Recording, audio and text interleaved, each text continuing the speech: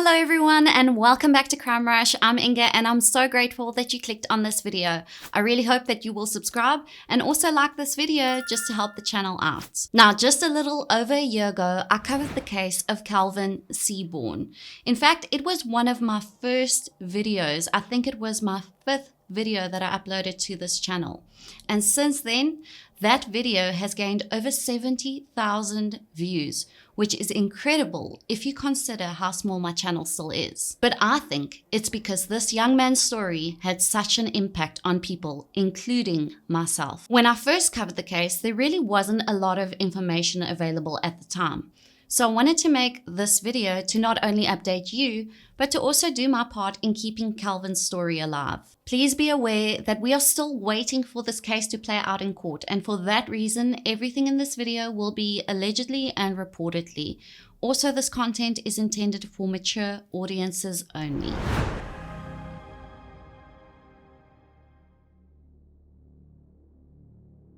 On Friday the 8th of September 2023, 21-year-old Celvin Seaborne enjoyed a night out at a club with a friend in Mountain View, Pretoria, South Africa. Afterwards, Celvin made his way back home, but returned to the club to pick up a friend and to give him a lift. On his way back to fetch his friend at 4:17 a.m., Celvin received a call from his mom, Charlotte Seaborne, to check if he was okay. He answered and assured his mom that he just got there, that he loved her and would be home soon. Unfortunately, Celvin would never make it back home again. Once Celvin arrived there was reportedly already a fight going on between a group of young men at a gas station close to the club. Celvin recognized someone who was involved and wanted to help, and he called out to this person. When Celvin approached the group of men, he was attacked. At 4:20 a.m., only 3 minutes after he had spoken to his mom, he was punched by one of the men involved in the fight and then again by another man from the group. It has been reported that Celvin passed away instantly from one of the blows.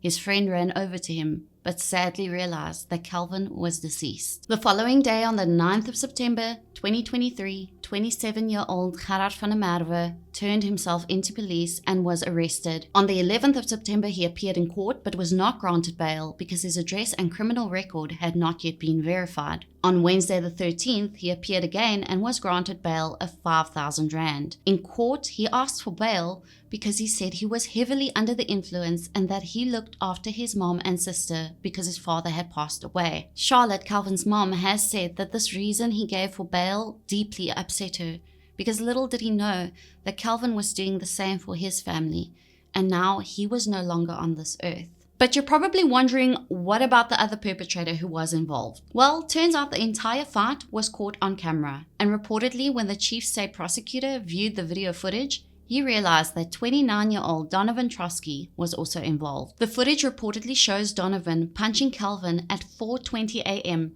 and right afterwards, Gerard followed and did the same. Investigators questioned Donovan, but his statement didn't match what the footage showed. He was arrested and charged a week after Celvin's funeral took place. But then he was released on 2,000 rand bail after he stated that he had to take care of his children, which I should add has been rumored to be a lie.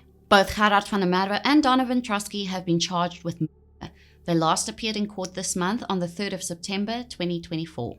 We are still waiting to hear if they will plead guilty or not guilty. Reportedly, Gerard van der Merwe has been the only one to show some remorse. In court, he always sits alone, without any support from friends or family, keeps his head down, and tries not to make eye contact with Celvin's family. But reportedly, Donovan Trotsky, on the other hand, seems to have a chip on his shoulder, displays arrogance, and shows no remorse. He has one friend by his side supporting him each time he appears in court. Allegedly, Donovan is no stranger to fighting and has a bad reputation for it.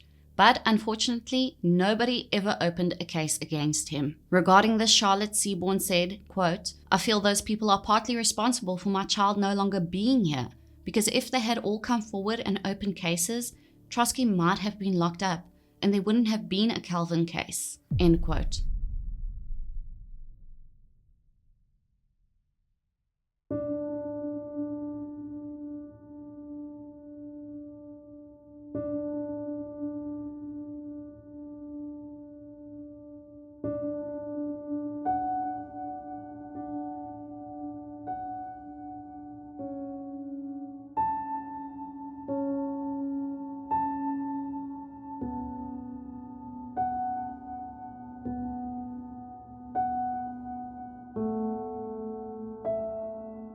But behind the scenes, Charlotte Seaborne still sits with a broken heart and struggles to cope with the loss of her son.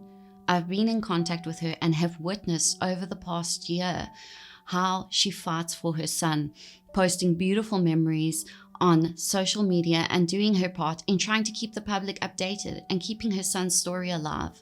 I admire everything she is doing in seeking justice for Celvin, and I ask all of you to keep her in your prayers and that you will also pray for justice in this case.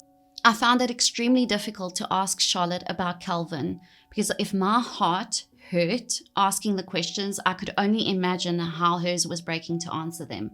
But I wanted to know more about Celvin, more about his life, how he was as a young boy and as a teenager. Charlotte said that when Celvin was 10, his dad, Trevor, tragically lost his life in a motorbike accident where he was decapitated. It happened in front of Celvin, which of course understandably deeply impacted him. This was devastating for the entire family and made Charlotte a single mother to Celvin and his sister Chanel. Like many teens, including myself, Celvin went through a rebellious phase, got up to mischief in school, and Charlotte is honest about how he could be difficult as a teen. However, when he started working, he turned over a new leaf, dropped the attitude, and did everything in his power to take care of his mom and sister. Charlotte went on to say, quote, "Celvin was really a gentle giant as our pastor described him, the big boy with a small heart. He had a lot of respect for women. He lived with me until the end. We did almost everything together. He truly was my pillar of strength. On days when I felt like I couldn't go on, he reminded me how far I had already come.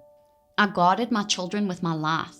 Even when Celvin went out with friends, if he wasn't home by a certain time and didn't answer my calls, I would always call the friends or their parents, and they all knew by now that I guarded my child like gold. My daughter says I'm probably one of the worst parents in that if they weren't with me, I wanted to know where they were 24 hours a day and if they were okay. I live for my children. I will fight until the bitter end. My children know my saying is always, giving up is never an option. So Celvin expects me to fight until the end because he knows I will never give up." End quote. It's absolutely devastating. Remember, Celvin didn't even know Gerard or Donovan. He just went to pick up a friend and he wanted to help and he ended up losing his life. Unfortunately, we will only know the details of exactly what is on the video footage once this case has concluded in court. But until then, you can help by sharing this video and helping us spread awareness on Celvin's case. We may never know why tragedies such as these take place, but I truly hope from the bottom of my heart that we will see some justice for Celvin.